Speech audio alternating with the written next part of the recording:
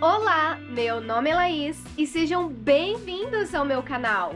No vídeo de hoje vou mostrar como está a maleta de soquetes e ponteiras de 33 peças da Wonder, depois de um ano de uso.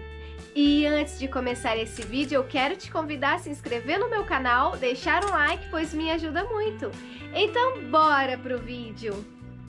Hoje quero compartilhar com vocês minha experiência com o jogo de soquetes Wonder 1/4 com 33 peças, depois de um ano de uso. Usei esse kit principalmente em casa, para tarefas como trocar chuveiro, montar móveis e fazer pequenos reparos. A maleta continua intacta, super organizada e muito prática de carregar, já que é pequena e compacta. Olha só como as peças ainda estão em ótimo estado, tudo bem conservado.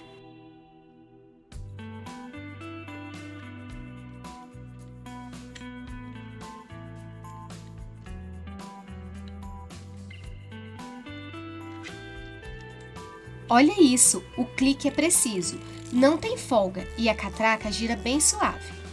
Em relação à qualidade, é bem resistente. Dá para notar que ele aguentaria até trabalhos mais pesados. As peças têm um bom acabamento, os encaixes são firmes e nada ficou folgado ou com sinais de desgaste. O alongador encaixa bem. Para quem procura um conjunto confiável e versátil para uso em casa, eu realmente recomendo. É aquele tipo de ferramenta que resolve o que você precisa, sem dor de cabeça.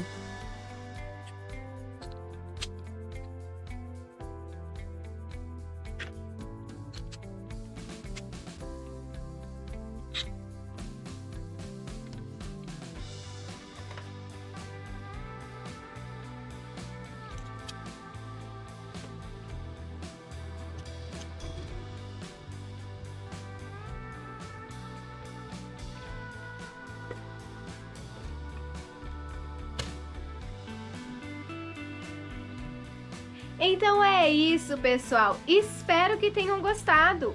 E para que esse canal continue a crescer, verifique se você é inscrito, ative o sininho e deixe o seu comentário, pois me ajuda muito.